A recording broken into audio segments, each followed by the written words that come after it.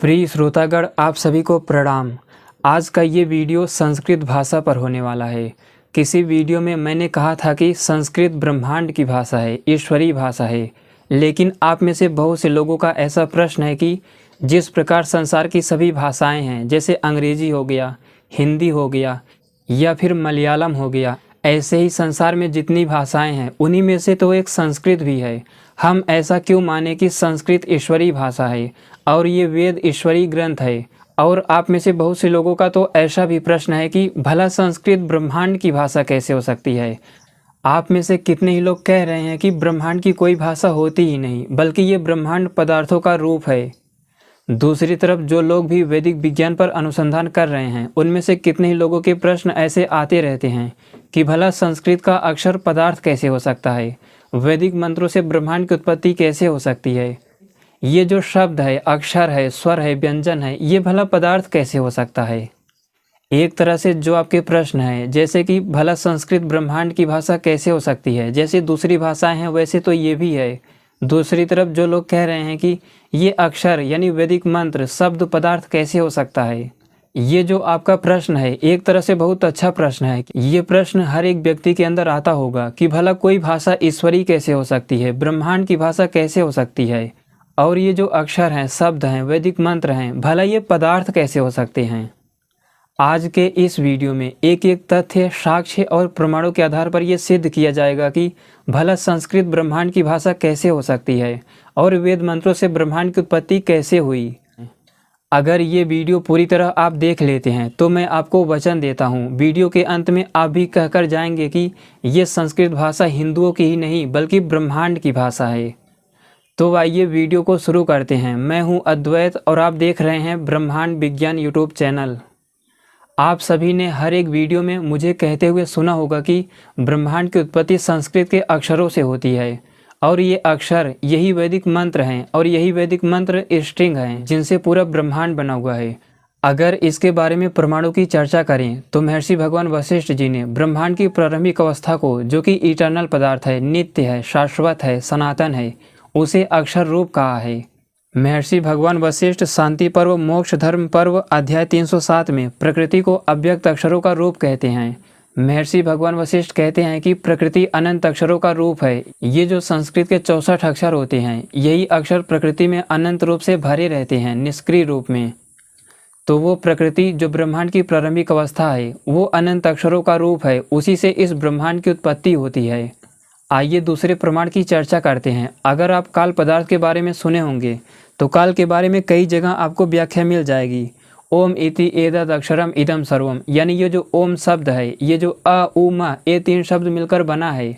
इसी ओम शब्द से, इसी अक्षरों से, जो कि काल रूप है, इससे ब्रह्मांड की उत्पत्ति हुई है। तो प्रकृति के बाद ये काल तत्व, ये भी एक प्रमाण है। काल तत्व यानी जो ओम रूपी वाइब्रेशन है, ये जो अक्षर है, ये प्रकृति के अनंत अक्षरों को वाइब्रेट करके महत तत्व की उत्पत्ति करता है। महर्षि भगवान वशिष्ठ जी महाभारत के शांति पर्व मोक्ष धर्म पर्व अध्याय 307 में ही आगे कहते हैं कि ये जो महत तत्व उत्पन्न हुआ, ये एकाक्षर है, यानी अक्षर इसमें वाइब्रेट करने लगते हैं। अभी जो भगवान वशिष्ठ जी ने प्रकृति को अक्षरों का रूप कहा, अव्यक्त अक्षरों का रूप कहा, वे अनंत अक्षर अव्यक्त रूप में, निष्क्रिय रूप में प्रकृति में पड़े रहते हैं। लेकिन जब ईश्वर काल के माध्यम से यानी ओम रूपी सूक्ष्म वाइब्रेशन के माध्यम से सृष्टि बनाता है, तो सबसे पहला जो उत्पन्न पदार्थ है वो महत तत्व है। भगवान वशिष्ठ इसी अध्याय में आगे कहते हैं कि ये महत तत्व एकाक्षर हो जाता है, यानी सभी अक्षर वाइब्रेट करने लगते हैं, एक्टिवेट हो जाते हैं, जागृत हो जाते हैं, सृष्टि प्रक्रिया को आगे बढ़ाते हैं। तो सृष्टि का जो सबसे पहला उत्पन्न पदार्थ महत तत्व है, भगवान वशिष्ठ जी ने उसे एकाक्षर कहा, यानी अक्षर इसमें वाइब्रेट करने लगते हैं, सृष्टि की उत्पत्ति प्रक्रिया शुरू हो जाती है। फिर जाके ये जो महत तत्व है, एकाक्षर है, अक्षरों का वाइब्रेशन का रूप है, ये महत तत्व अहंकार तत्व में बदल जाता है। महर्षि भगवान ब्रह्मा जी अनुशासन पर्व में कहते हैं कि ये जो महत तत्व है यही अहंकार तत्व है, और जो ये अहंकार तत्व है यही मनस तत्व भी है। आप ऐसा समझ सकते हैं कि जब ये काल प्रकृति को वाइब्रेट करके महत तत्व की उत्पत्ति करता है तो निष्क्रिय अक्षर सक्रिय हो जाते हैं, एक्टिवेट हो जाते हैं, अपनी प्रकट अवस्था में आ जाते हैं। महत तत्व जब और अधिक तीव्र गति से वाइब्रेट करने लगता है तो यही अहंकार तत्व में बदल जाता है। इसी प्रकार जब ये अहंकार तत्व यानी अक्षरों के वाइब्रेशन का रूप अपने चरम स्तर पर जाता है तो यही अहंकार तत्व मनस तत्व में बदल जाता है। मनस तत्व में अक्षरों के यानी वाइब्रेशन की ऐसी स्थिति हो चुकी है कि अब ये सृष्टि बनाने के लिए तैयार है। मनस तत्व को आप ऐसे समझ सकते हैं कि जो अक्षर हैं ये अपने वाइब्रेशन के रूप में वाइब्रेट कर रहे हैं। पूरा मनस तत्व अक्षरों के वाइब्रेशन का ही रूप है। मनस तत्व के स्तर तक अभी कोई भी अक्षर एक दूसरे से नहीं मिला है, ये अपने ही स्थान पर वाइब्रेट कर रहे हैं।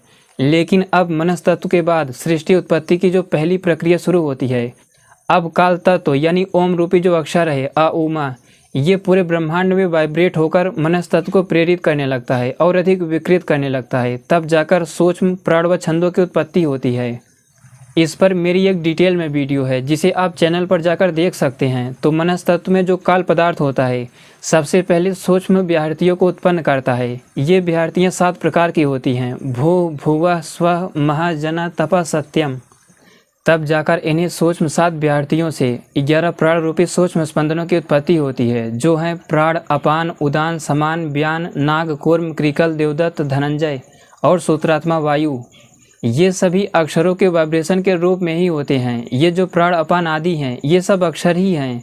इन सूक्ष्म प्राणों के बाद उत्पत्ति होती है छंद की, छंद रूपी वाइब्रेशन की, जो आपको वेद मंत्रों में मिल जाएंगे। इन्हीं छंद रूपी वाइब्रेशन की उत्पत्ति होनी शुरू होती हैं, जो है गायत्री, उषड़ी, कनुष्टुप, बृहति, पंक्ति, त्रिष्टुप, जगती, शक्वरी, अति शक्वरी। इसके बाद और भी कुछ छंद हैं। फिर जाके इन्हीं छंदों को अलग प्रकार से विभाजित किया जाता है, जैसे दैवी, याजुषी, प्राजापत्य, सामनी, आसुरी, आर्ची, आरसी, ब्राह्मी। ये जो संस्कृत के अक्षर है, ये जो छंद हैं आप देख पा रहे हैं। दैवी गायत्री में 1 अक्षर, दैवी उषड़िक में 2 अक्षर, दैवी अनुष्टुप में 3 अक्षर।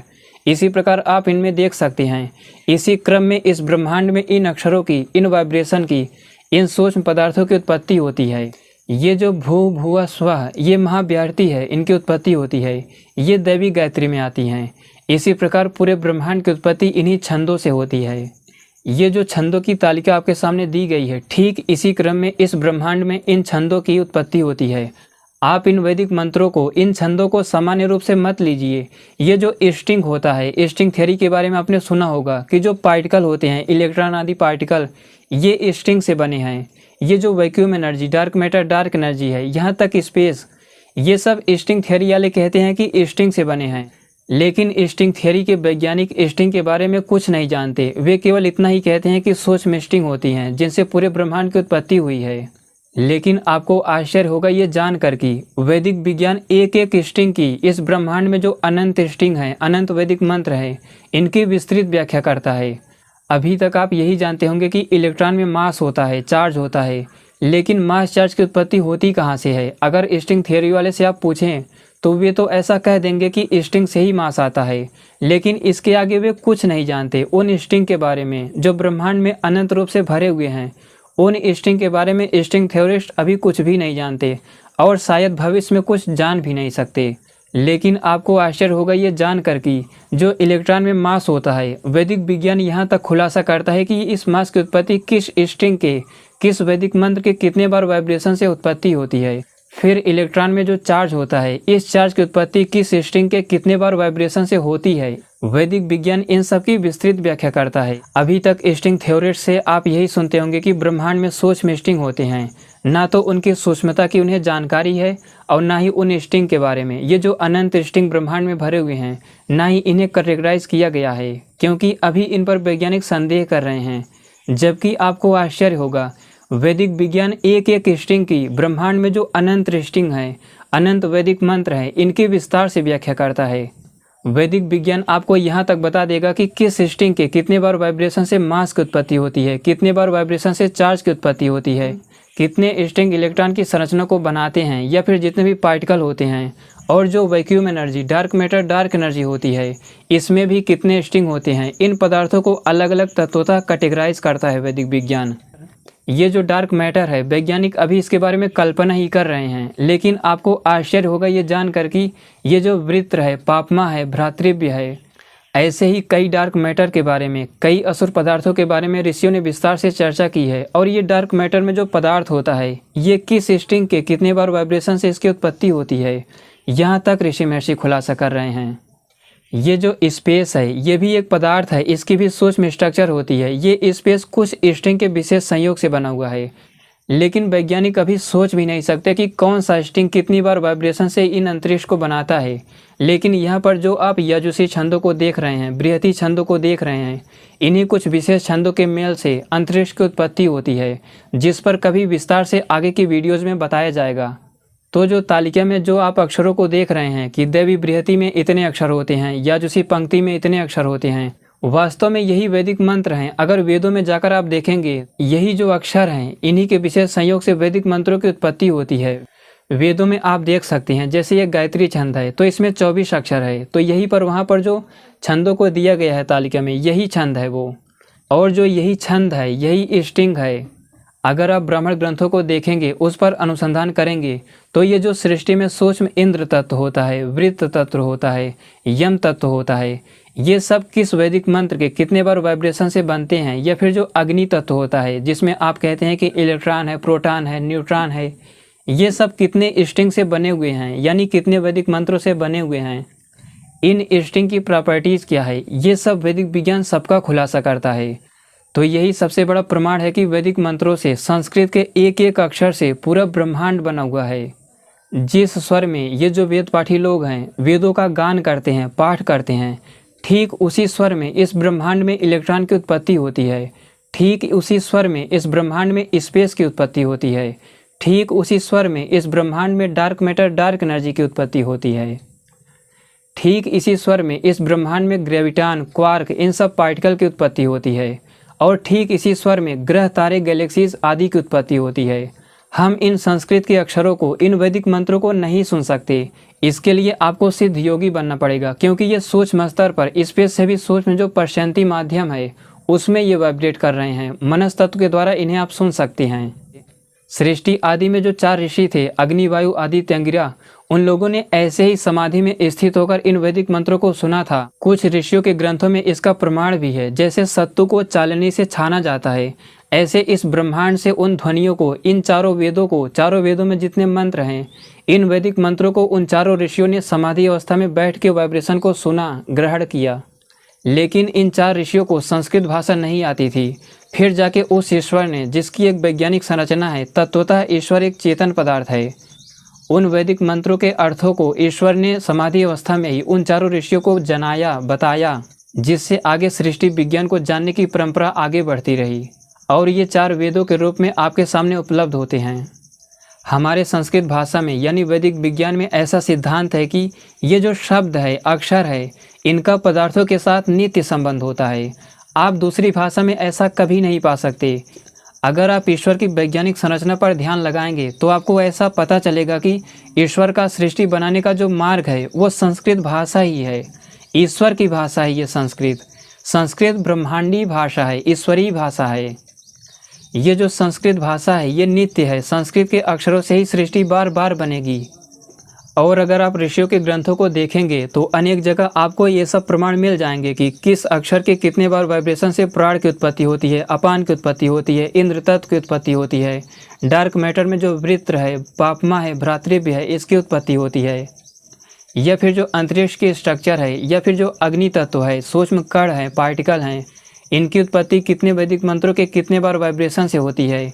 ये जो अग्नि तत्व है, यानी जो पार्टिकल हैं, स्पेस को कैसे कर्व करते हैं, या फिर जो ये वैक्यूम एनर्जी होती है, उससे इन पार्टिकल की उत्पत्ति कैसे होती है, इन सब का खुलासा करता है वैदिक विज्ञान, जिसके बारे में आधुनिक वैज्ञानिकों ने अभी सोचा भी नहीं होगा। तो जिस स्वर में वेद पाठी वैदिक मंत्रों का गान करते हैं, ठीक उसी स्वर में ये वैदिक मंत्र ब्रह्मांड में गूंज रहे हैं। ये पूरा ब्रह्मांड वैदिक मंत्रों का रूप है। एक बार महर्षि भगवान भरद्वाज जी के पास राजा इंद्र आए थे प्रयागराज में। उन्होंने उनसे कहा था कि अनंता वही वेदाः, यानी जो ये वेद है, वैदिक मंत्र हैं, ये अनंत रूप से इस ब्रह्मांड में गूंज रहे हैं। तो ये भी एक प्रमाण है। आप लोग जो कहते हैं कि वैदिक मंत्रों से भला ब्रह्मांड कैसे बन सकता है, संस्कृत ब्रह्मांड की भाषा कैसे हो सकती है, इसका प्रमाण कहाँ है? ये तो अभी कुछ नमूना है, एक थोड़ा सा प्रमाण दिया हूँ। मैं इसका आपको हजारों प्रमाण दे सकता हूँ। और इस तरह व्याख्या करने के बाद भी क्या आपको लगता है कि अब भी संस्कृत भाषा को ब्रह्मांडी होने के लिए, ईश्वर की भाषा होने के लिए इसे प्रमाण की आवश्यकता है? यहाँ तक तो आपने स्वयं सुना होगा कि संस्कृत सबसे पुरानी भाषा है, लेकिन मैं कहता हूँ कि सबसे पुरानी ही नहीं है, बल्कि संस्कृत के अक्षरों से ब्रह्मांड बना है। वैदिक विज्ञान का एक गहरा सिद्धांत मैं आपको और बता देता हूँ। जो संस्कृत के शब्द हैं, इनका पदार्थों के साथ नित्य संबंध होता है। आप कोई भी पदार्थ ले लें, ये माइक, हमारा शरीर या फिर ये वस्त्र, ये संस्कृत के अक्षरों से बने हुए हैं। इन अक्षरों को आप सुन नहीं सकते। ये जो पदार्थ आप देख पा रहे हैं, चाहे आप मुझे देख पा रहे हैं, मैं संस्कृत के अक्षरों से बना हुआ हूँ। आप इन अक्षरों को नहीं देख सकते। अभी तक वीडियो में मैंने जितनी भी बातें बताई, जो भी शब्द मेरे माध्यम से आप तक पहुँच रहे हैं, क्या आप इन अक्षरों को देख पा रहे हैं? आप इन्हें सुन सकते हैं। आप मेरे द्वारा बोले गए एक एक शब्द को, एक एक अक्षर को सुन सकते हैं। ये बहुत सूक्ष्म होते हैं, इसीलिए इन्हें देखा नहीं जा सकता, इन्हें केवल सुना जा सकता है। लेकिन जो वैदिक मंत्र होते हैं, आप इन्हें समाधि अवस्था में ही जाकर सुन सकते हैं, क्योंकि ये पर्शंती रूप से वाइब्रेट कर रहे हैं। पर्शंती एक बहुत सूक्ष्म मीडियम होता है, जो स्पेस की सूक्ष्मता के बाद उसकी शुरुआत होती है। तो मेरा शरीर, आपका शरीर, ये घर, सब कुछ, पूरा ब्रह्मांड, ग्रह, तारे, गैलेक्सीज, सब कुछ संस्कृत के अक्षरों से बने हुए हैं। इसीलिए संस्कृत ब्रह्मांड की भाषा है, संस्कृत ईश्वरीय भाषा है। जो भी मेरा और मेरे ऋषियों, महर्षियों और महापुरुषों का विरोध करते हैं, मैं आपको चुनौती देता हूँ। संस्कृत केवल हिंदुओं की ही नहीं, संस्कृत किसी जाति या मजहब की ही नहीं, किसी ब्राह्मण की ही नहीं, बल्कि संस्कृत ब्रह्मांड की भाषा है, संस्कृत ईश्वर की भाषा है। तो मुझे लगता है कि हर एक उस व्यक्ति को जो इस वीडियो को देख रहा है, आपको संस्कृत भाषा पर, ईश्वर के ज्ञान विज्ञान पर, अर्थात इस वेद पर, ऋषियों के ब्राह्मण ग्रंथों पर और महापुरुषों के सामर्थ्य पर गर्व होगा। तो यही था आज का वीडियो। अगर आपके कोई प्रश्न अभी भी बचे हों तो आप कमेंट में पूछ सकते हैं, उसका भी निवारण किया जाएगा। मुझे लगता है कि वीडियो आपको अच्छा लगा होगा। वीडियो को पूरा देखने के लिए धन्यवाद।